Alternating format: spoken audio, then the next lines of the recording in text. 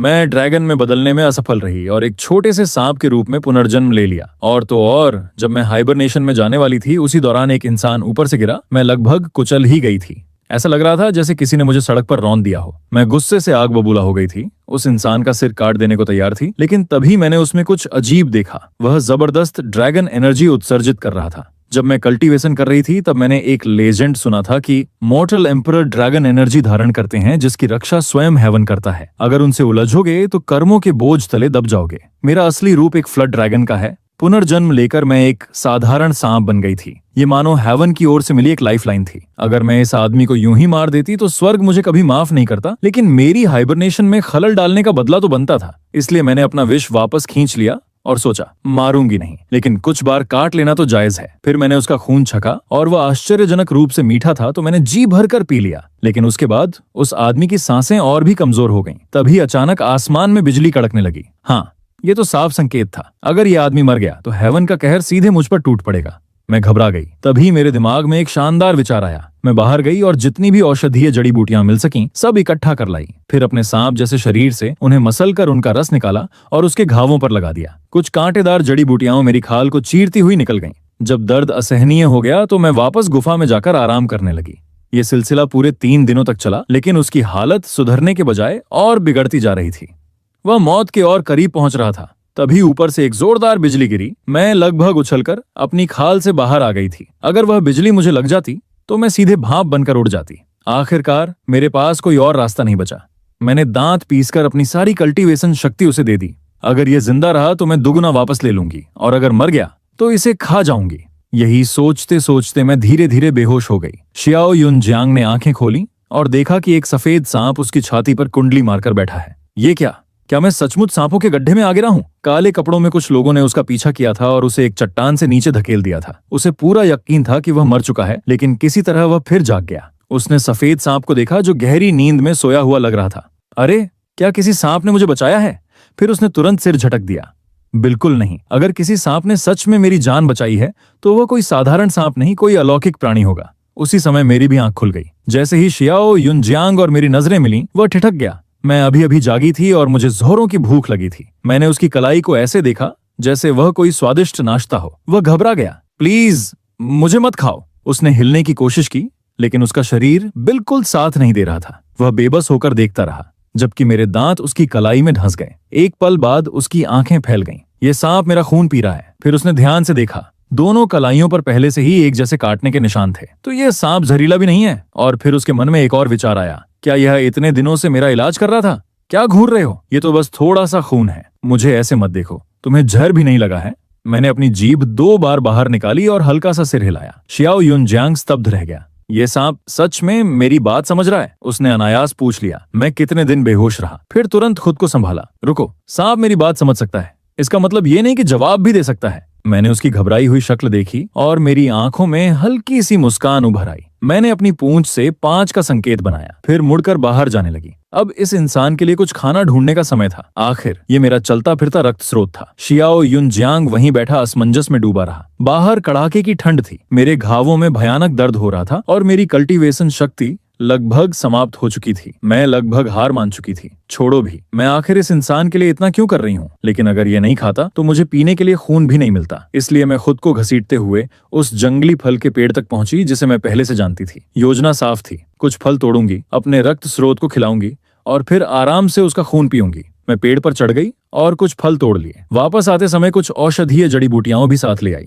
गुफा के अंदर बैठे शियाओ युन जियांग ने जानी पहचानी फुफकार सुनी। उसने प्रवेश द्वार की ओर देखा। मैं मुश्किल से खुद को घसीटते हुए अंदर आ रही थी। मेरी छोटी सी पूंछ में 2-3 जंगली फल और कुछ जड़ी बूटियां लिपटी हुई थीं। मेरी खाल पर जगह जगह सूखा खून जमा हुआ था। उसके सीने में अजीब सी कसक उठी। उसे उस नन्हे से सांप में कुछ बेहद मानवीय दिखाई दे रहा था, लेकिन जिसने उसे सचमुच चौंका दिया वह ये था कि मैंने फल सीधे उसके पास लुढ़का दिए, फिर अपने शरीर से जड़ी बूटियों को मसल कर उसके घावों पर लगाने लगी। उसकी आंखें सिकुड़ गईं। अब उसे समझ में आ गया था कि यह छोटा सांप घावों से भरा क्यों था और इसके शरीर से दवा जैसी गंध क्यों आ रही थी। सब कुछ साफ हो गया। छोटे सांप, तुमने ही मुझे बचाया था, है ना? मैंने अपनी जीभ बाहर निकाली और उम्मीद भरी निगाहों से उसकी ओर देखा। चलो खा लो। मेरी सतर्क निगाहों के सामने शियाओ युन जियांग ने फल का एक टुकड़ा खाया। उसका चेहरा तुरंत बिगड़ गया। ये फल बेहद खट्टा और कड़वा था, ऊपर से बर्फ जैसा ठंडा। लेकिन इस मौसम में कुछ भी खाने को मिल जाना किसी वरदान से कम नहीं था। उसने चेहरे पर शिकन लिए एक एक करके सारे फल खा लिए। 3 फल खत्म होने के बाद उसे और भी ज्यादा भूख महसूस होने लगी। मैंने उसे खाते हुए देखा और हल्की सी फुफकार भरी, हाथ बाहर निकालो। शियाओ युनजियांग तुरंत समझ गया। तुम्हें खून चाहिए? मैंने सिर हिला दिया। उसके कुछ कहने से पहले ही मेरे दांत उसकी कलाई में धंस चुके थे। उसका खून अभी भी बहुत पतला था। उसे सच में और अच्छा खाना चाहिए था। मैंने मन ही मन फैसला किया, कल इसके लिए कुछ असली मांस का शिकार करूंगी। जब मैंने पीना खत्म किया तो मेरे शरीर में फिर से गर्माहट लौट आई, साथ ही नींद भी आने लगी। शियाओ युनजियांग की हैरान निगाहों के बीच मैं धीरे धीरे रेंगती हुई उसकी छाती पर चढ़ गई और वहीं कुंडली मारकर लेट गई। क्या यह सांप सच में मेरी छाती को बिस्तर की तरह इस्तेमाल कर रहा है? 2 दिन बाद शियाओ युनजियांग की हालत काफी बेहतर हो चुकी थी, इतनी कि वह उठकर बैठ सकता था। लेकिन वह उलझन में था। वह इतनी जल्दी ठीक कैसे हो रहा था? तभी एक फुफकार ने उसका ध्यान भंग कर दिया। उसने गुफा के प्रवेश द्वार की ओर देखा। मैं एक जंगली मुर्गी को घसीटते हुए अंदर ला रही थी। उसने तुरंत मुझे गौर से देखा। कोई नया घाव नजर नहीं आ रहा था। ये देखकर उसने राहत की सांस ली, लेकिन फिर एक नई समस्या सामने आ गई। उसके पास आग जलाने का कोई साधन नहीं था। वह इस मुर्गी का क्या करता? उसने आह भरी, मैं इससे एक कच्चा तो नहीं खा सकता, पर तुम खा सकते हो। वह जानता था कि सांप अपने शिकार को पूरा निगल जाते हैं, लेकिन यह मुर्गी मेरे लिए भी कुछ ज्यादा बड़ी थी। इसलिए हम दोनों बस वहीं बैठे मुर्गी को घूरते रहे, पूरी तरह स्तब्ध। आखिरकार शियाओ युनजियांग ने सिर हिलाया। जो भी हो, लगता है मुझे फिर से जंगली फल ही खाने पड़ेंगे। बस खा लो। मैंने पूरे 2 दिन इस चीज की रखवाली की है, तुम्हें पता है। शियाओ युनजियांग ने मुझे बेबसी से देखा। अब वह थोड़ा बहुत हिलडुल सकता था। वह कुछ पल झिझका, फिर धीरे धीरे उसने अपना पीला और दुबला हाथ बढ़ाया और मेरे सिर पर रख दिया। क्षमा कीजिए। उसके चेहरे पर हल्की मुस्कान थी, लेकिन अगले ही पल मेरी आंखें फैल गईं। अरे जरा इसकी गुस्ताखी तो देखो, मैं एक महान ड्रैगन हूँ, तुम यूं ही मेरे सिर पर हाथ नहीं फेर सकते। लेकिन फिर भी यही तो मेरा खून था। मैंने अपना सिर थोड़ा सा हिलाया और उसकी हथेली पर अपना सिर रगड़ा। शियाओ युनजियांग को अपने सीने में कुछ नरम सा महसूस हुआ। काश मेरे पास अभी एक चाकू होता। ये कच्चा है, इसे ऐसे नहीं खा सकते। मैंने पलकें झपकाईं। मुझे तलवार का पता तो था, लेकिन मुझे यकीन नहीं था कि यह आदमी पलटकर मुझ पर ही तलवार चला देगा। मैंने पहले भी कई इंसानों को ऐसा करते देखा था। उन्हें हथियार दे दो, वे तुरंत पलटवार कर देते हैं। मैंने उसे बचाया था। मैं उसका खून पी रही थी। क्या होगा अगर वह मुझे डीमन समझकर वहीं मार डाले? मैं धीरे धीरे उसकी छाती पर कुंडली मारकर बैठ गई। इंसानी फितरत, ये ऐसा जोखिम नहीं था जो मैं उठाना चाहती थी। अपने पिछले जन्म में मैंने एक बार एक इंसान पर भरोसा किया था और मेरे ड्रैगन में बदलने के सबसे नाजुक पल में उसी इंसान ने कल्टीवेटरों की पूरी सेना को इकट्ठा करके मुझ पर हमला कर दिया था। मेरे पास अपने डीमन रूप को सेल्फ डिस्ट्रक्ट करने और उन सबको अपने साथ ले जाने के अलावा कोई चारा नहीं था। इस जीवन में मैं इंसानों से निपटना बंद कर चुकी थी। यह आदमी सिर्फ इसलिए जिंदा था क्योंकि उसका खून मेरे काम का था। शियाओ युनजियांग को और ज्यादा आजादी से घूमते फिरते देखकर मैंने फैसला किया। मैंने भोजन खोजने का काम उसे सौंप दिया था। मैं बस दिशा निर्देश देती और खून पीती थी। लेकिन उस रात शियाओ युनजियांग खून से लथपथ लौटा। किसी और के खून की गंध भी उसमें मिली हुई थी। उसके आते ही मुझे उसकी गंध आ गई। मैं एकदम से उठ खड़ी हुई और पूरी तरह सतर्क होकर शियाओ युनजियांग को घूरने लगी। उसके हाथ में तलवार थी और वह मेरी तरफ धीरे धीरे एक शिकारी की तरह बढ़ रहा था। जाहिर है उसके पास तलवार थी और अब वह एहसान फरामोश होने वाला था। मैं दांत निकालकर विष की थैली तैयार करके खड़ी हो गई। तभी अचानक शियाओ युनजियांग ने तलवार गिरा दी। वह थोड़ा लड़खड़ाते हुए मेरी तरफ बढ़ा। उसकी आवाज धीमी और गर्म थी। अरे नन्हे सांप, डरे हो? मैं उलझन में थी। क्या हो रहा है? जब शियाओ युनजियांग मेरे पास आया तब जाकर मुझे साफ दिखाई दिया। उसके हाथ में एक पूरी तरह से तैयार जंगली मुर्गा था। उसने मेरे सिर पर हाथ फेरने के लिए हाथ बढ़ाया। मैंने ऐसे चकमा दिया जैसे मैं उसके लिए बहुत अच्छा हूँ। उसने अपने खून से सने हाथों को देखा और कड़वी हंसी हंस दी। हाँ, ये तो बहुत ही घिनौना है। उसने मुर्गे को नीचे रखा और बाहर चला गया। थोड़ी देर बाद वह लकड़ियों का गट्ठा लेकर लौटा, मेरे पास आया और मैंने उसे आग जलाते हुए देखा, एकदम माहिर की तरह। फिर उसने मुर्गे को भूनने के लिए तैयार किया। उसी समय उसने अपने हाथ पोंछे और मेरे सिर पर थपथपाया। मुझे कुछ समझ नहीं आ रहा था कि क्या हो रहा है। शियाओ युनजियांग की आंखों में हल्की सी मुस्कान आ गई। लेकिन तुमने पहले कभी पका हुआ खाना नहीं खाया है ना? मैंने पलकें झपकाईं। नमक नहीं, कुछ नहीं, लेकिन उस भुने हुए मुर्गे की खुशबू तो लाजवाब थी। दिखने में भी बहुत बढ़िया था। हालांकि शियाओ युनजियांग अंदर से ठीक नहीं था। थोड़ी देर पहले उसने कुछ लोगों को उसे ढूंढते हुए देखा था। वही लोग जो कभी उसके अपने आदमी थे, अब उसका पीछा कर रहे थे। कभी कभी इंसान जानवरों से भी ज्यादा बुरे होते हैं। मैंने शियाओ युनजियांग की ऊर्जा में अचानक बदलाव महसूस किया।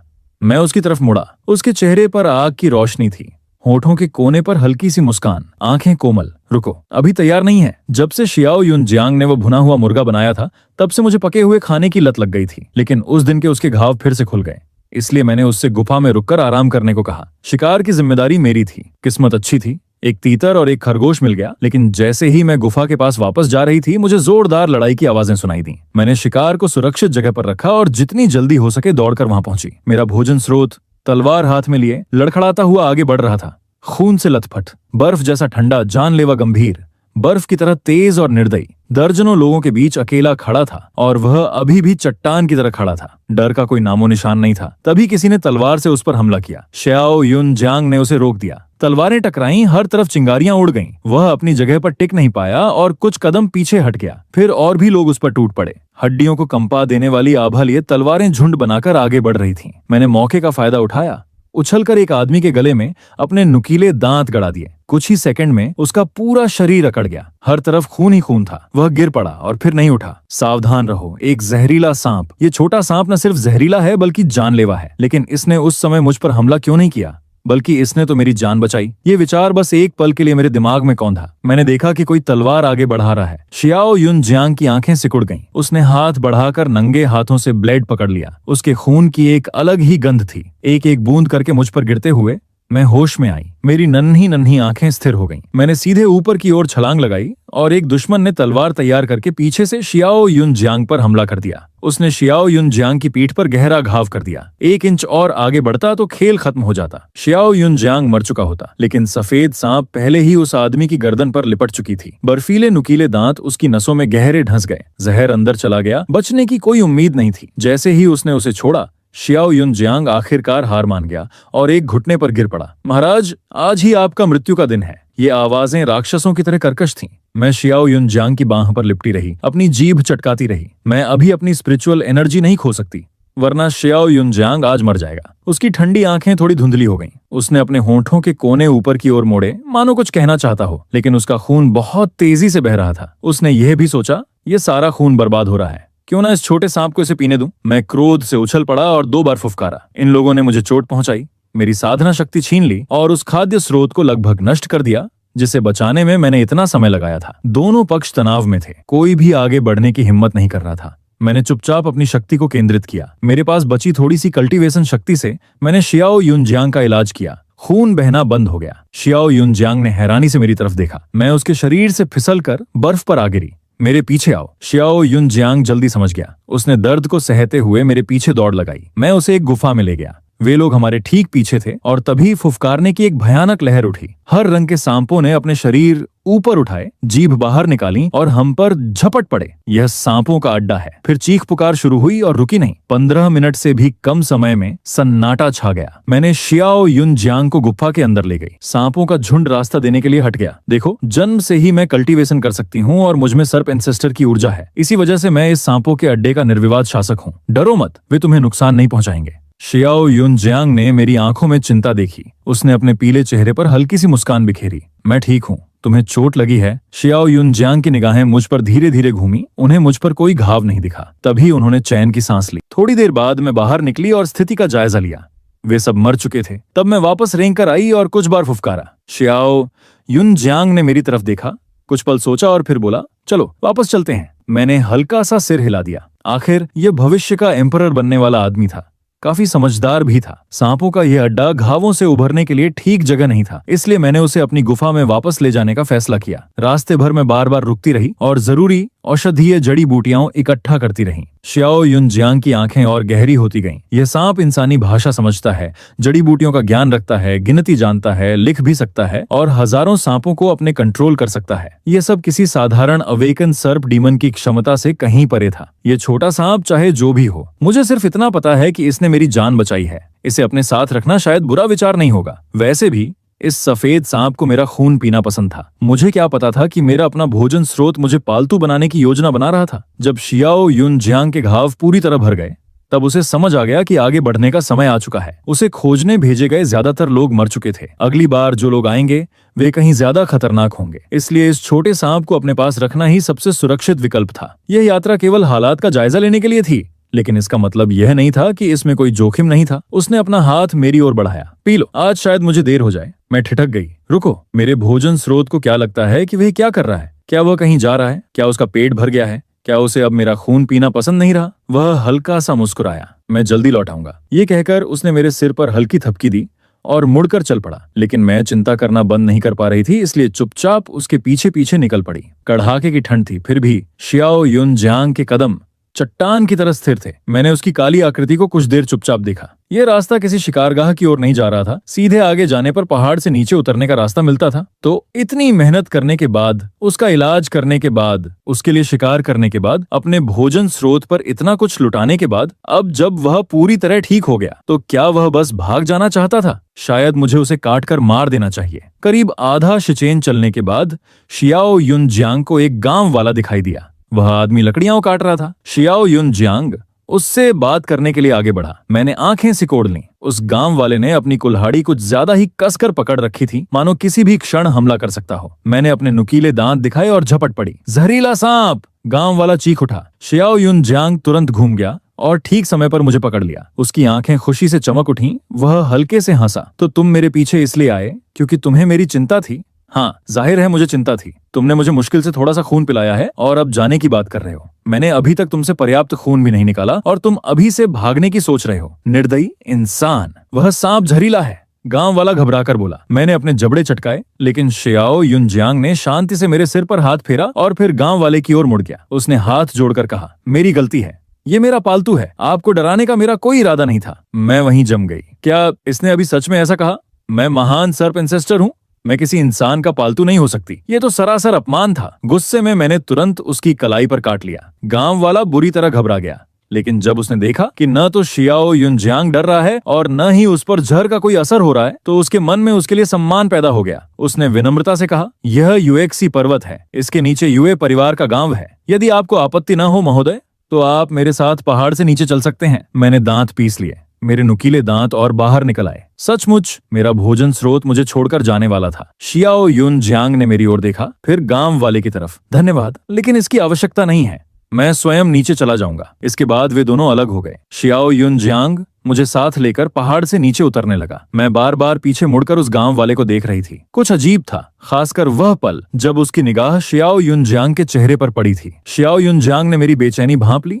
उसकी आंखें थोड़ी गहरी हो गईं। तुमने भी महसूस किया है ना? मैंने हल्का सा सिर हिला दिया। वह शांत स्वर में बोला, चिंता मत करो, मैं आज सिर्फ हालात का जायजा लेने आया हूँ। अगर कुछ भी गड़बड़ लगा तो हम तुरंत लौट जाएंगे। किसने कहा कि मैं चिंतित थी? मैंने गुस्से में फुफकार मारी। मैं अभी तक ये नहीं भूली थी कि इस आदमी ने एक समय मुझे शिकार समझ लिया था। शियाओ युनजांग की आंखों में मुस्कान तैर गई। मेरा छोटा सांप जो मेरी सुरक्षा की चिंता करता है, वह सच में बहुत प्यारा है। एक आदमी और एक सांप दोनों तेजी से पहाड़ से नीचे उतर गए। जैसा कि उस गांव वाले ने कहा था, यूए परिवार का गांव सचमुच नीचे ही था, लेकिन गांव के प्रवेश द्वार तक पहुंचने से पहले ही लगभग 20 हथियारबंद लोग उनकी ओर बढ़ते दिखाई दिए। बॉस ने कहा है कि इसे जिंदा पकड़ना है। शब्द अभी खत्म भी नहीं हुए थे कि वे आगे बढ़ने लगे। शियाओ युनजांग बिजली की तरह झपटा और एक आदमी को पल भर में मार गिराया। लेकिन उसी समय मुझे कुछ अजीब महसूस हुआ। गर्मी, कमजोरी, बेचैनी। युद्ध का माहौल मेरे भीतर कुछ जगा रहा था, मानो मेरे शरीर की सारी हिंसक प्रवृत्तियां अचानक भड़क उठी हों। मेरा पूरा शरीर तन गया। ऐसा लग रहा था जैसे मैं भीतर से फट जाऊंगी। शियाओ युनजांग ने मुझे धीरे से उठाया और अपनी छाती से लगा लिया। यहीं रहो। वह समझ चुका था कि मेरे साथ कुछ गड़बड़ हो रही है, लेकिन जब तक ये लोग सामने खड़े थे वह मुझे लेकर नहीं जा सकता था। तब उसने सिर उठाया। उसकी लंबी पतली आंखों में खून जैसी ठंडी चमक भर गई। उसके चारों ओर हत्या की मंशा तूफान की तरह उमड़ पड़ी और मुझे अचानक समझ आ गया कि मेरे साथ क्या हो रहा था। ये वैसा ही एहसास था जैसा हर बार केंचुल बदलते समय होता था, लेकिन यह असंभव था। यह हाइबरनेशन का मौसम था और हाइबरनेशन के दौरान कोई सांप अपनी केंचुल नहीं उतारता। यह प्रकृति का नियम था। शियाओ युनजांग की छाती से लिपटे हुए, उसकी धड़कन और शरीर की गर्मी महसूस करते हुए मैं अपनी पुरानी त्वचा को धीरे धीरे फटते हुए महसूस कर रही थी। बहुत दर्द हो रहा था, असहनीय दर्द। मैंने अपने दांत उसकी छाती में गड़ा दिए। शियाओ युनजांग का शरीर एक पल के लिए तन गया, लेकिन अगले ही क्षण वह फिर शांत हो गया और अपनी तलवार चलाने लगा। तभी हालात अचानक बदल गए। उनमें से 5 लोगों ने देख लिया कि शियाओ युनजांग कितना खतरनाक था। उनकी आंखों में कुटिल चमक उभरी। उन्होंने एक दूसरे की तरफ देखा और एक साथ हमला कर दिया। शियाओ युनजांग ने उनकी चाल भांप ली और पीछे हट गया, लेकिन उसी समय 2 और लोग सीधे उसकी छाती पर वार करने पहुंच गए। उसकी आंखों में हत्या की मंशा ठंडी आग की तरह भड़क उठी। वह बचने की कोशिश कर रहा था, लेकिन उनकी तलवारें फिर भी उसकी छाती को छू गईं। इसके बाद जो हुआ वह पूरी तरह अप्रत्याशित था। शियाओ युनजांग पागलों की तरह लड़ने लगा। तेज, निर्दयी, बेरहम, उसकी ऊर्जा खून की तरह लाल हो चुकी थी और दूसरी तरफ मैं जमीन पर तड़प रही थी। मैं महसूस कर सकती थी कि मेरी पुरानी त्वचा टुकड़ों टुकड़ों में शरीर से अलग हो रही है। दर्द इतना भयानक था कि शब्द भी उसका वर्णन नहीं कर सकते थे। मैं बस एक ही चीज महसूस कर पा रही थी, दर्द, सिर्फ दर्द। मेरे सीने में भयंकर क्रोध उमड़ रहा था। मेरा सर्प शरीर लगातार तनता जा रहा था। मेरी आंखों में फैला लाल रंग बढ़ता गया जब तक कि मेरी पूरी दृष्टि रक्त में बदल नहीं गई। शियाओ युनजांग ने यह सब देखा। उसका चेहरा एकदम कठोर और निर्मम हो गया। वे लोग लगातार मुझ पर हमला कर रहे थे और शियाओ युनजांग की आंखें बर्फ जैसी ठंडी और निर्दयी होती चली गईं। वह मेरे सामने आकर खड़ा हो गया। अपने शरीर को ढाल बनाकर उसने मुझे पूरी तरह अपने पीछे छिपा लिया। उसकी उड़ती तलवार बिजली की तरह लपकी और आखिरी दो दुश्मन भी पलक झपकते ही ढेर हो गए। शियाओ युनजांग ने तलवार वापस पकड़ ली, दूसरे हाथ से मुझे उठाया और वहां से निकलने की कोशिश की, लेकिन उस समय मेरा शरीर 1 इंच भी हिलने की हालत में नहीं था। जैसे ही उसका हाथ मेरे शरीर को छुआ, दर्द की एक लहर मुझ में दौड़ गई। मैं बुरी तरह कांप उठी और लाल आंखों से उसे देखते हुए मैंने सहज प्रतिक्रिया में उसकी बाह पर जोर से काट लिया। उसकी भौहें चिंता से सिकुड़ी हुई थीं। वह जानता था कि हम यहाँ और नहीं रुक सकते। छोटे नागिन, हमें अभी जाना होगा। ये कहते हुए उसने अपनी पकड़ और मजबूत कर ली। फिर वह मुझे उठाकर तेजी से आगे बढ़ गया। इसी तरह हम यूएक्सी गांव के पास पहुंच गए, लेकिन जैसे ही हम गांव के पीछे वाली पहाड़ी की तलहटी तक पहुंचे, आसपास की हवा अचानक भारी हो गई। मैं दर्द से भरी एक तीखी फुफकार के साथ उसके हाथों से छूट गई और सीधे जमीन पर आ गिरी। शियाओ युनजांग मुझे पकड़ने के लिए झपटा, लेकिन इस बार वह मुंह तक नहीं पहुंच पाया। उसी समय एक आवाज गूंजी, महाराज, हम आपको हर जगह ढूंढ रहे थे। शियाओ युनजांग का चेहरा ठंडे क्रोध से भर गया। करीब 30 आदमी, खींची हुई तलवारें, आंखों में हत्या का इरादा। वे आज रात इसी क्षण उसका अंत करने आए थे। लड़ाई तुरंत शुरू हो गई। मेरा शरीर दर्द से तड़प रहा था। मैं लगातार फुफकार रही थी, लेकिन साथ ही मैं अपनी पुरानी त्वचा को नोच भी रही थी, उसके पूरी तरह उतरने का इंतजार कर रही थी। दर्द अपनी चरम सीमा पर पहुंच चुका था और तभी मेरे मुंह से एक ऐसी गर्जना निकली जो मैंने पहले कभी नहीं निकाली थी। वह आवाज पूरे आसमान में गूंज उठी। शियाओ युनजांग और बाकी सभी ने एक साथ सिर घुमा लिया। उनके सामने अब एक विशाल अजगर खड़ा था। उसका शरीर धनुष की तरह मुड़ा हुआ था, कई गज लंबा। दो मुंही जीभ हवा में लहरा रही थी। रेजर जैसे नुकीले दांत और बर्फ जैसी ठंडी आंखें, मानो किसी बुरे सपने से निकलकर आया कोई प्राचीन डीमन। चारों ओर दहशत फैल गई। सब स्तब्ध होकर उस अजगर को देखते रह गए और फिर अजगर ने खतरा भांप लिया। वह भयानक गति से आगे बढ़ा। बचाओ,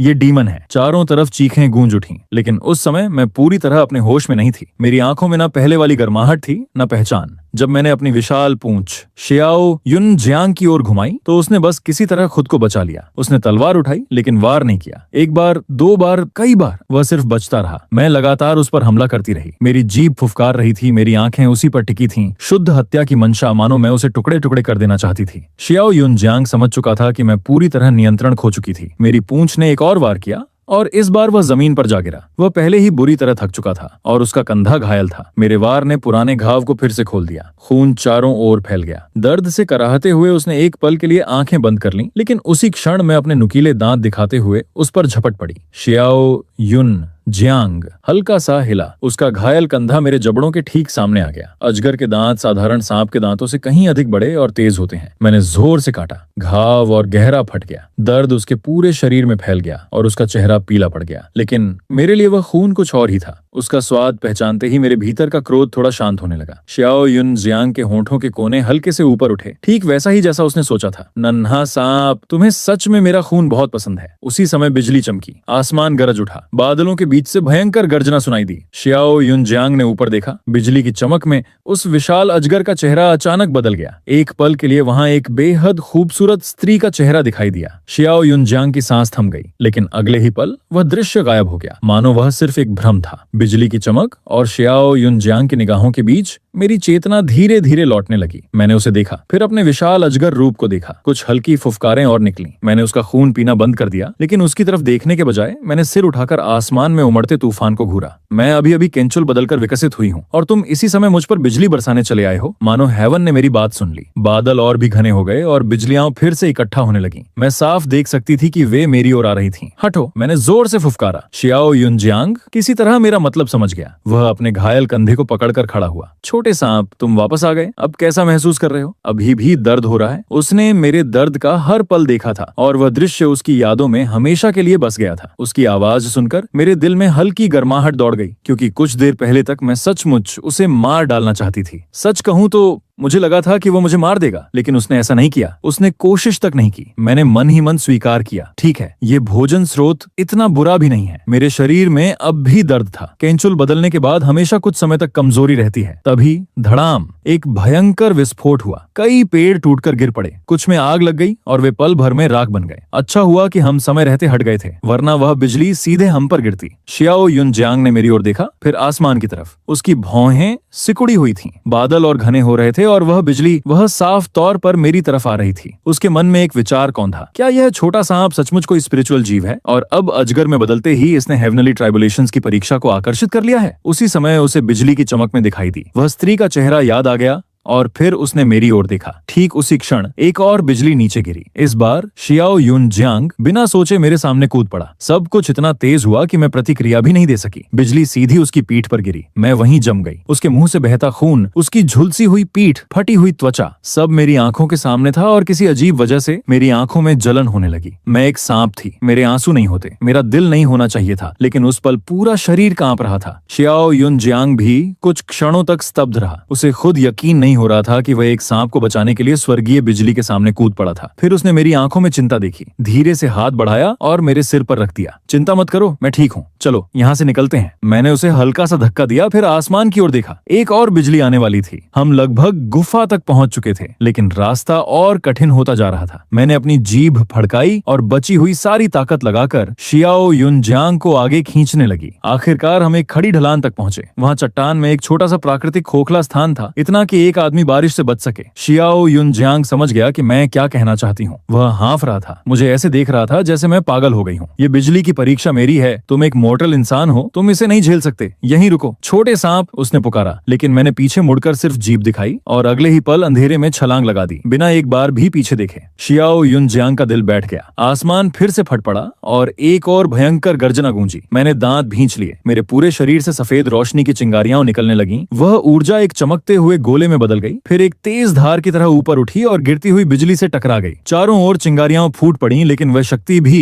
हेवनली थंडर को पूरी तरह रोक नहीं सकी। सौभाग्य से मेरी स्पिरिचुअल एनर्जी ने उसका कुछ हिस्सा सोख लिया, वरना मैं उसी क्षण राख बन जाती। मेरा शरीर दर्द से कांप रहा था। मैं 1 इंच भी हिल नहीं पा रही थी, लेकिन कम से कम वह आखिरी बिजली थी। तभी अचानक पास से एक अजीब सी आवाज सुनाई दी। मैंने अपने घावों को नजरअंदाज किया, फिर कुंडली मारकर बैठ गई। मेरी आंखें ठंडी और सतर्क थीं। मैं सामने अंधेरे को घूर रही थी। एक सामान्य सांप इतनी जल्दी अजगर नहीं बन सकता। मेरी जानकारी के अनुसार इसमें कम से कम 100 साल लगने चाहिए थे, लेकिन किसी तरह मैं 80-90 साल आगे निकल आई थी। भले ही मैं असाधारण प्रतिभाशाली थी, फिर भी इतनी तेज प्रगति समझ से परे थी और मेरा मन बार बार उसी सवाल पर लौट रहा था, आखिर ऐसा हुआ कैसे? मेरी जान, मेरा भोजन स्रोत, मेरा खून, ये विचार मेरे मन में बार बार घूम रहा था और आखिरकार मैंने एक फैसला कर लिया। लेकिन इस तरह जबरदस्ती अपनी शक्ति बढ़ाने के गंभीर दुष्प्रभाव भी थे। मैं पूरी तरह थक चुकी थी। अपने विशाल सर्प रूप को बनाए रखने में ही मेरी सारी शक्ति खर्च हो रही थी। फिर भी मैं इस तरह मरने वाली नहीं थी। किसी दूसरे जीव का भोजन बन जाना? बिल्कुल नहीं। अचानक मेरी आंखें खुल गईं। दूर से एक लोमड़ी मेरी ओर बढ़ रही थी। उसका फर चमकीले लाल रंग का था। पतली नुकीली आंखें अजीब हरे प्रकाश से चमक रही थीं। मैंने चेतावनी भरी फुफकार छोड़ी। हवा में खतरे की गंध फैल गई। लाल लोमड़ी ने मेरा हत्या का इरादा महसूस कर लिया था, लेकिन वह पीछे नहीं हटी। वह बस मुझे देखती रही, मेरा आकलन करती रही। उसके कुछ समझने से पहले ही मैंने हमला कर दिया। मेरी विशाल पूंछ बिजली की तरह उसकी ओर लपकी। मैंने अपनी कमजोरी का जरा भी आभास नहीं होने दिया। लोमड़ी नीचे झुक गई। उसके अगले पंजे मिट्टी में धंस गए। गले से धीमी गुर्राहट निकली। मेरी पूंछ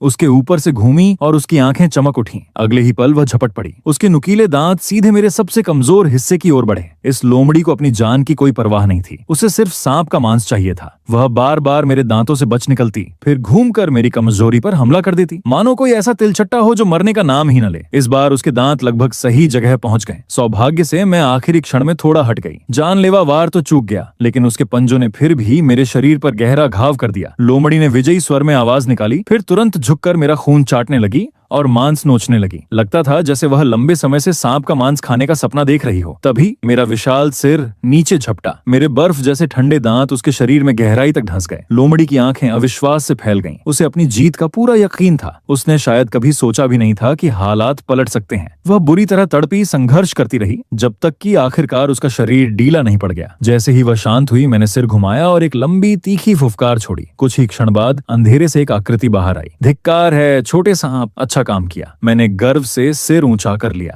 जाहिर है मैं महान सर्प एंसेस्टर हूँ। लेकिन अगले ही पल शियाओ युनजियांग की नजर मेरे घाव पर पड़ी। उसका चेहरा सख्त हो गया। लेकिन तुम कितने मूर्ख हो। पहले यह सिर्फ एक मामूली खरोंच थी, लेकिन उस लोमड़ी के कारण घाव बुरी तरह खुल गया था। वह झुका और घाव की जांच करने लगा। जैसे ही उसकी उंगलियां मेरे सबसे संवेदनशील हिस्से के पास पहुंची, मेरा पूरा शरीर अकड़ गया। यहाँ तक कि जब उसने मुझे मूर्ख कहा था, तब भी मैंने उतनी प्रतिक्रिया नहीं दी थी। मैंने मुड़कर उसे देखा। उसका चेहरा हमेशा की तरह आकर्षक था, लेकिन बेहद पीला पड़ चुका था। उसकी गहरी आंखों में थकान साफ दिखाई दे रही थी। धीरे धीरे मेरा तन कर बैठा शरीर ढीला पड़ गया। मैंने उसे अपना घाव देखने दिया और मेरी नजरें उससे हटने का नाम नहीं ले रही थीं। उस पल मुझे उस पर थोड़ा और भरोसा हो गया। ये पहला इंसान था जिसने मेरी सबसे बड़ी कमजोरी को देखा और उसका इस्तेमाल मेरे खिलाफ नहीं किया। ये वही इंसान था जिसने मेरे लिए हेवनली थंडर का प्रहार सहा था। तो हाँ, अपने इस भोजन स्रोत को मैं अपने पास रखूंगी। शियाओ युनजियांग ने मुझ में आए बदलाव को महसूस कर लिया। उसके होंठों पर हल्की मुस्कान आ गई। उसने धीरे धीरे मेरे घाव पर दवा लगाई। वह जानता था कि मेरे पास खुद को ठीक करने की असाधारण क्षमता है, इसलिए वह समझ गया था कि अगर मैं अब तक ठीक नहीं हुआ हूँ तो चोट वाकई गंभीर है। मैं चुपचाप उसे काम करते हुए देखती रही। ये आदमी सच में अलग था। दवा लगभग खत्म हो चुकी थी और उसकी अपनी हालत भी अच्छी नहीं थी। उसकी पूरी पीठ बिजली के घावों से झुलस चुकी थी। ऐसे घाव आसानी से नहीं भरते, फिर भी उसने अपने लिए एक भी दवा बचाकर नहीं रखी। जब तक उसने मेरी पट्टी पूरी की, तब तक शियाओ युनजियांग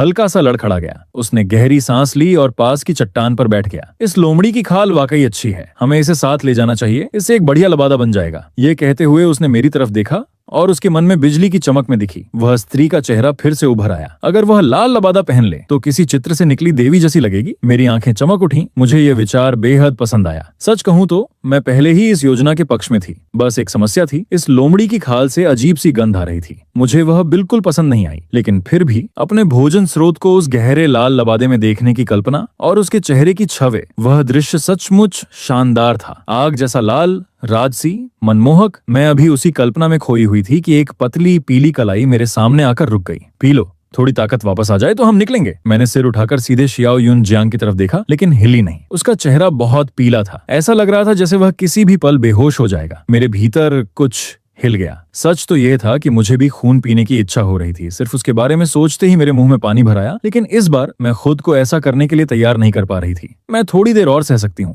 तुम पी लो। जब तुम्हारी ताकत लौट आएगी तो तुम मुझे वापस ले जा सकोगे। फिर वह हल्का सा मुस्कुराया। तुम जानती हो, मेरा खून तुम्हारे लिए अच्छा है। मैं पूरी तरह चौंक गई। बड़ी बड़ी आंखों से उसे घूरने लगी। मुझे उम्मीद नहीं थी कि वह इतनी जल्दी यह बात समझ जाएगा। शियाओ युनजियांग को मेरे चेहरे पर इंसानों जैसे भाव देखना बहुत पसंद था। इस समय मैं सचमुच हैरान दिख रही थी और शायद थोड़ी प्यारी भी। इसमें छिपाने जैसा क्या है? उसने सहजता से कहा। तुम्हें मेरा खून पसंद है। मैं चुप हो गई। अभी तक मुझे भी पूरी तरह यकीन नहीं था। क्या उसका खून सिर्फ मेरे लिए खास था या दूसरे जीवों पर भी इसका असर होता? जो भी हो, ये राज किसी और को पता नहीं चलना चाहिए। ये भोजन स्रोत मेरा था और मैं उसे बहुत ज्यादा जानकारी नहीं दे सकती थी। इंसानों पर कभी पूरी तरह भरोसा नहीं किया जा सकता। अगर उसे कभी पता चल गया कि उसका खून मुझे कितना फायदा पहुंचाता है और उसने इसका इस्तेमाल मुझे नियंत्रित करने के लिए किया, तो बड़ी मुसीबत हो सकती थी। पी लो, मुझे बहुत थकान हो रही है। जब तुम पी लोगे तो क्या तुम मुझे वापस ले जाओगे, छोटे सांप? उसकी आंखें धीरे धीरे उठी, गहरी स्याही जैसी काली, लेकिन उनमें एक नरम चमक थी और उस चमक में सिर्फ मेरा प्रतिबिंब था। वह मुझे ऐसी कोमल मुस्कान से देख रहा था जैसी शायद उसने किसी और को कभी नहीं दी थी। अचानक मुझे थोड़ी शर्मिंदगी महसूस हुई। पहली बार किसी ने मुझे इस तरह देखा था मानो मैं ही उसकी पूरी दुनिया हूँ। यह एहसास अजीब तरह से अच्छा था। मैंने जल्दी से नजरें फेर लीं, फिर सिर झुकाकर उसकी कलाई में हल्के से दांत गड़ा दिए। खून बहने लगा। जैसे जैसे उसका खून मेरे भीतर जाता गया, शियाओ युनजियांग की चेतना धुंधली होने लगी। उसका शरीर थकान से भर गया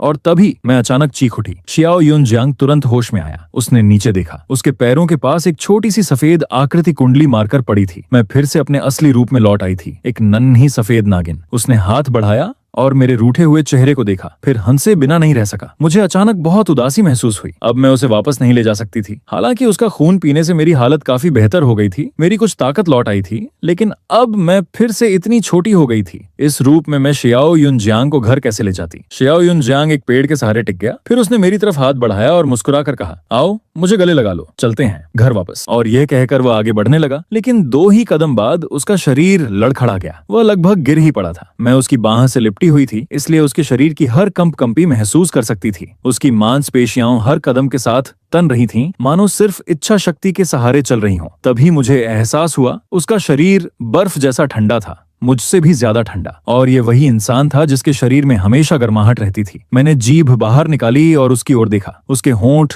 फटे हुए थे, रंग पूरी तरह उड़ चुका था, बाल चेहरे पर बिखरे हुए थे और किसी तरह इससे उसका चेहरा और भी खतरनाक लग रहा था। अचानक मैं सतर्क हो गई। मैंने सिर उठाकर सामने देखा, कुछ है वहां, सावधान रहो। शियाओ युनजियांग तुरंत रुक गया। उसका चेहरा एकदम ठंडा पड़ गया। फिर वह पहले से भी तेज कदमों से आगे बढ़ने लगा। अगर मैंने सही सुना था तो वे भेड़िए थे। अचानक एक तीखी हुआ की आवाज जंगल में गूंज उठी। मेरी नजर पास के एक पुराने पेड़ पर टिक गई। भागने का समय नहीं था, अभी पेड़ पर चढ़ो। भेड़िए बहुत करीब पहुंच चुके थे। शियाओ युनजियांग ने सहारे के लिए अपनी तलवार जमीन में गाड़ दी। भीड़ के घेरने से पहले वह किसी तरह पेड़ पर चढ़ गया। वह बुरी तरह हाँफ रहा था। ठंडे पसीने से उसका पूरा शरीर भीग चुका था। 4 विशाल भेड़िए पेड़ के नीचे खड़े थे। उनकी हरी चमकती आंखें ऊपर हमारी ओर टिकी हुई थीं और इन सब के ऊपर शियाओ युनजियांग तेज बुखार से जल रहा था। स्थिति इससे बदतर शायद ही हो सकती थी। अगर ऐसा ही चलता रहा तो उसके बचने की उम्मीद बहुत कम थी। चारों भेड़िए पूरी तरह विकसित थे, लगभग एक आदमी जितने बड़े, मजबूत शरीर, शक्तिशाली पंजे और शिकारियों जैसी निगाहें। उन्होंने एक दूसरे को देखा और पेड़ के तने पर हमला करना शुरू कर दिया। सौभाग्य से पेड़ काफी मोटा था, लेकिन हम हमेशा के लिए यहाँ नहीं टिक सकते थे। शियाओ युनजियांग बेहोश होने की कगार पर था। मैंने नीचे देखा, फिर भेड़ियों को देखा, फिर दोबारा नीचे। शियाओ युनजियांग ने मेरी नजरें पढ़ लीं। उसने तुरंत मुझे पकड़ लिया। नीचे मत जाना, ये बहुत खतरनाक है, मुझे बस 1 मिनट दो। मैंने झुंझलाकर सोचा, तुम तो खुद मुश्किल से खड़े हो, ऐसे में तुम क्या कर लोगे? मैं नीचे जाऊंगी और उन्हें काटूंगी। अब मैं छोटी हूँ, इसलिए पहले से भी तेज हूँ। एक एक करके सबको झर छका दूंगी। शियाओ युनजियांग ने एक पल के लिए आंखें बंद की। जब उसने दोबारा आंखें खोली तो बुखार और कमजोरी जैसे गायब हो चुके थे। उनकी जगह बर्फ जैसी ठंडी एकाग्रता ने ले ली थी। वह हल्का सा मुस्कुराया। ठीक है, मैं उनका ध्यान अपनी ओर खींचूंगा, सबसे कमजोर वाले को निशाना बनाना। और उसने मेरी तरफ देखा। सुरक्षित रहना, आ जाओ, ये कहकर वह नीचे कूद गया। तलवार चांदनी में चमक उठी। पहला वार सीधे सबसे ताकतवर भेड़िए पर पड़ा। लड़ाई शुरू हो चुकी थी। मैं ऊपर से सब देख रही थी।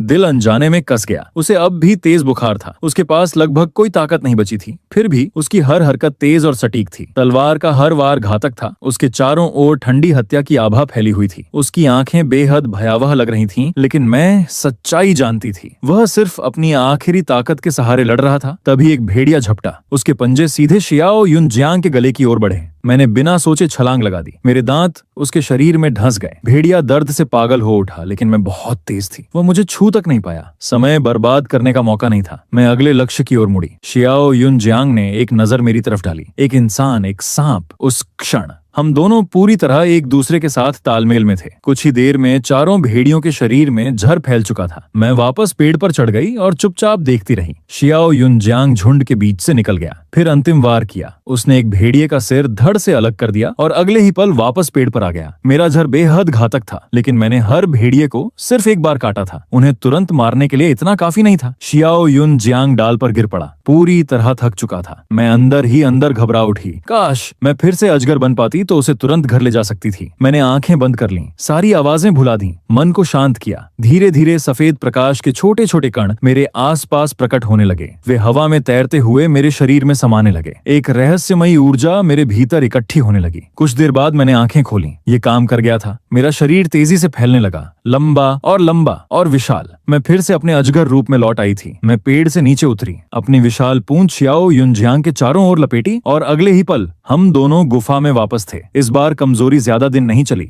सिर्फ 2 दिन, और उसके बाद मेरी कल्टीवेशन की गति सचमुच दोगुनी हो गई। मैंने शियाओ युनजियांग को ऐसे देखा जैसे वह कोई अनमोल खजाना हो। पुनर्जन्म के बाद ये मेरी सबसे बड़ी खोज थी। कल्टीवेशन, शक्ति, जीवित रहना, यही तो मेरे जीवन का उद्देश्य था। और इस इंसान ने मेरे वर्षों, शायद दशकों का समय बचा दिया था। किसी भी तरह से देखो, ये एक शानदार सौदा था। मैं खुश थी, इसलिए पहले से भी ज्यादा मेहनत से कल्टीवेशन करने लगी। अब मैं अपनी इच्छा से आकार बदल सकती थी। हालांकि पूरी तरह मानव रूप नहीं ले सकती थी, लेकिन मुझे कोई जल्दी नहीं थी। मैंने शियाओ युनजियांग को देखा। वह अब भी बेहोश पड़ा था। मैं चुपचाप बाहर गई। बर्फ का एक छोटा टुकड़ा लाकर उसके होठों पर रखा। धीरे धीरे उसके सूखे होठों में रंग लौटने लगा। फिर मैंने अपनी स्पिरिचुअल एनर्जी उसके शरीर में प्रवाहित की। उसके छोटे छोटे घाव भरने लगे। पीठ का सबसे गहरा घाव भी अब जानलेवा नहीं रहा था। 2 दिन बाद शियाओ युनजियांग ने आखिरकार आंखें खोल दी। मैं तुरंत उसके पास पहुंच गई। भगवान का शुक्र है, तुम जाग गए। उसने धीरे धीरे मेरी ओर देखा। मैं यहाँ वापस कैसे आया? आया और तुम फिर से इतनी छोटी क्यों हो गई? मैंने कुछ फुफकारें मारी, फिर उसे अपना नया हुनर दिखाया। उसकी आंखों के सामने एक छोटा सफेद सांप धीरे धीरे एक विशाल अजगर में बदल गया। उसके होंठों पर मुस्कान उभरी, लेकिन उसकी गहरी आंखों में सिर्फ मैं ही दिखाई दे रही थी। तो अब तुम अपने आकार को छोटा बड़ा कर सकती हो, फिर तुम्हें हमेशा छोटा सांप कहना ठीक नहीं होगा। शायद अब तुम्हें एक असली नाम मिलना चाहिए। मैं तुरंत चौकन्नी हो गई, मेरी आंखें चमक उठी। शियाओ युनजियांग ने मुझे अपनी हथेली पर उठा लिया। मैं उसकी हथेली में कुंडली मारकर बैठ गई। तो बताओ तुम्हें कैसा नाम पसंद है? वह कुछ पल सोचता रहा, फिर बोला, बर्फ जैसी सफेद, फ्लड ड्रैगन की संतान, उपनाम जू, नाम जियाओ। कैसा रहेगा? जू जियाओ। मैंने सिर उठाया और उसका चेहरा मेरे बिल्कुल सामने था। उसके होंठों पर नरम मुस्कान थी, लेकिन उसकी आंखें मानो किसी गहरे भंवर की तरह मुझे अपनी ओर खींच रही थीं। क्या हुआ, पसंद नहीं आया? उसने धीमी गर्म आवाज में पूछा। मैं जैसे एकदम जाग गई। पसंद नहीं आया? मुझे तो ये बहुत पसंद आया था। मैं उसकी लंबी उंगलियों से लिपट गई। शियाओ युनजियांग हल्के से हंसा। तो तुम्हें सच में पसंद आया? ठीक है, अब से मैं तुम्हें जू जियाओ कहकर बुलाऊंगा। मैं कुछ पल चुप रही। दिल के किसी कोने में अजीब सी गर्माहट फैल गई।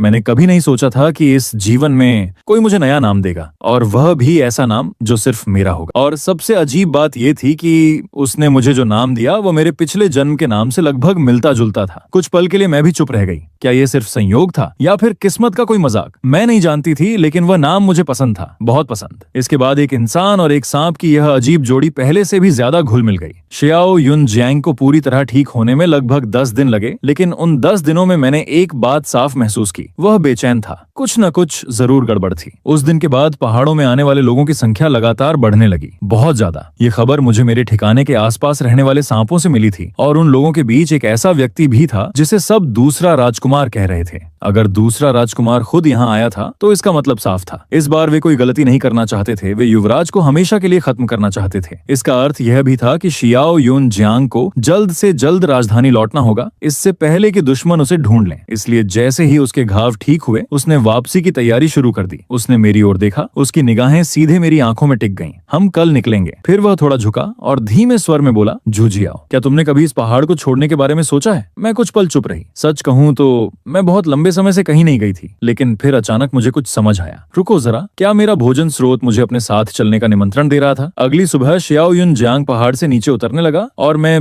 बिना कुछ कहे उसके पीछे पीछे चल पड़ी। शहर तक का सफर अपेक्षाकृत आसान रहा। शहर पहुंचते ही वो एक सराय में गया। रास्ते में पकड़े गए खरगोशों को बेचकर उसने कुछ पैसे जुटाए और खाना मंगवाया। तभी एक अधेड़ उम्र का आदमी हमारी मेज के पास आकर बैठ गया। उसकी आंखों में अजीब सी चमक थी, जुनून और लालच। उसकी नजरें मुझ पर टिकी हुई थीं और वह धीरे धीरे मेरी ओर हाथ बढ़ाने लगा। थक शियाओ युनजियांग ने अपनी चॉपस्टिक मेज पर इतनी जोर से पटकी कि वह आदमी वहीं रुक गया। मैं तुरंत उसकी बाह से लिपट गई। शियाओ युनजियांग ने एक उंगली से मेरे सिर को हल्के से सहलाया, लेकिन उसकी आंखें बर्फ जैसी ठंडी थीं। क्या चाहिए? उसने सपाट स्वर में पूछा। वह आदमी मुस्कुराया। महोदय, क्या आप यह सांप बेचेंगे? मैंने तुरंत दांत दिखा दिए। उस आदमी से सांपों की गंध आ रही थी, एक ऐसी गंध जो मुझे बिल्कुल पसंद नहीं थी। उसकी आंखें भूखी थीं, खतरनाक थीं, और पहली बार मुझे सचमुच खतरा महसूस हुआ। शियाओ युनजियांग का चेहरा बिल्कुल भावहीन हो गया। सांप पकड़ने वाला बोला, महोदय, आपको दोबारा सोचना चाहिए। ये सांप जहरीला है। आज ये आपका पालतू है, लेकिन सांप आखिर सांप ही होता है। जब ये आपको काटेगा तब मदद के लिए पुकारने का समय भी नहीं मिलेगा। क्या एक सांप के लिए अपनी जान जोखिम में डालना सही है? मैंने मन ही मन फुफकार मारी। ये मेरा भोजन स्रोत है। जब तक ये मुझे मारने की कोशिश नहीं करेगा, मैं इसे नहीं काटूंगी। मैंने उस आदमी को घूरा, फिर शियाओ युनजियांग की ओर देखा। क्या वह सचमुच मुझे बेच देगा? तभी शियाओ युनजियांग ने शांत स्वर में पूछा, अगर मैं इसे बेच दूं तो तुम इसका क्या करोगे? मेरा दिल धक से रह गया। क्या वह सचमुच इस बारे में सोच रहा था? क्या उसने उस सांप पकड़ने वाले की बातों पर भरोसा कर लिया था? क्या उसे लगने लगा था कि मैं कभी न कभी उस पर हमला कर दूंगी? मैंने उसकी आंखों में जवाब ढूंढने की कोशिश की, लेकिन वहां कुछ भी पढ़ा नहीं जा सकता था। उसी क्षण मेरे भीतर एक अजीब सा दर्द उठा। मैं, जिसने हमेशा दूसरों को ठंडे दिल से देखा था, पहली बार किसी की राय की परवाह कर रही थी। मैंने दांत निकाले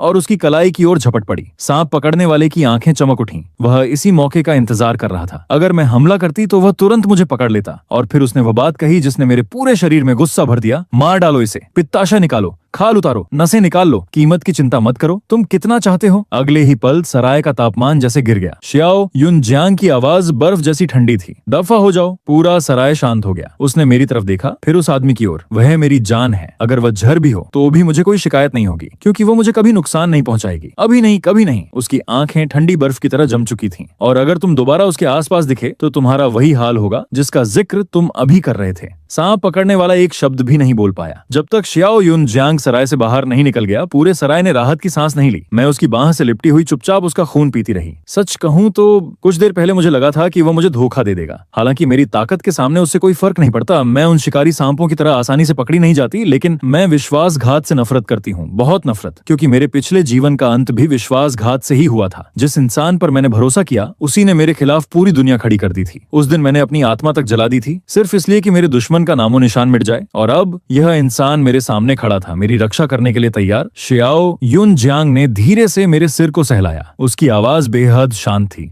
मानो वह कोई प्रतिज्ञा कर रहा हो। मैंने देखा है कि सांप पकड़ने वाले क्या करते हैं, बहुत क्रूर होते हैं, इसलिए मैं तुम्हारे साथ ऐसा कभी नहीं होने दूंगा। जूझ जाओ, चाहे कुछ भी हो जाए। मेरी आधी बंद आंखें धीरे से झपकी। मैंने चोरी चोरी उसकी ओर देखा। उसकी आंखों में वही परिचित गर्माहट थी, वही कोमलता। मुझे अचानक बहुत अच्छा महसूस हुआ। मैंने तुरंत नजरें फेर लीं, लेकिन भीतर कहीं एक अनजानी खुशी उठ रही थी। जब तक तुम मुझे धोखा नहीं दोगे, मैं हमेशा तुम्हारे साथ रहूंगी। मैंने ये बात जोर से नहीं कही, लेकिन मन ही मन उससे वादा कर लिया। कुछ देर बाद उसने फिर पूछा, तो इस बार राजधानी चलोगी मेरे साथ? जूझ जाओ। वह कुछ पल चुप रहा, फिर धीमे स्वर में बोला, अगर मैं तुम्हें यहाँ अकेला छोड़ दूं और कोई सांप शिकारी तुम्हें पकड़ ले। सिर्फ ये कल्पना करते ही उसकी आंखों में हिंसक चमक उभर आई। उसने आंखें बंद की, फिर धीरे से खोली। जूझ जाओ। उसकी आवाज पहले से भी नरम थी। मुझे तुम्हारी चिंता होती है, मेरे साथ राजधानी चलो, मैं तुम्हारी रक्षा करूंगा। मैंने बिना झिझक सिर हिला दिया। ठीक है। शियाओ युन जियांग के होंठों पर मुस्कान फैल गई। तो ये यहाँ है? उसके चेहरे की सारी ठंडक गायब हो गई थी। वह धूप में खड़े किसी व्यक्ति की तरह लग रहा था, गर्माहट से भरा, तेजस्वी और बेहद सुंदर। और न जाने क्यों उसे मुस्कुराते देखकर मुझे भी अच्छा लगा।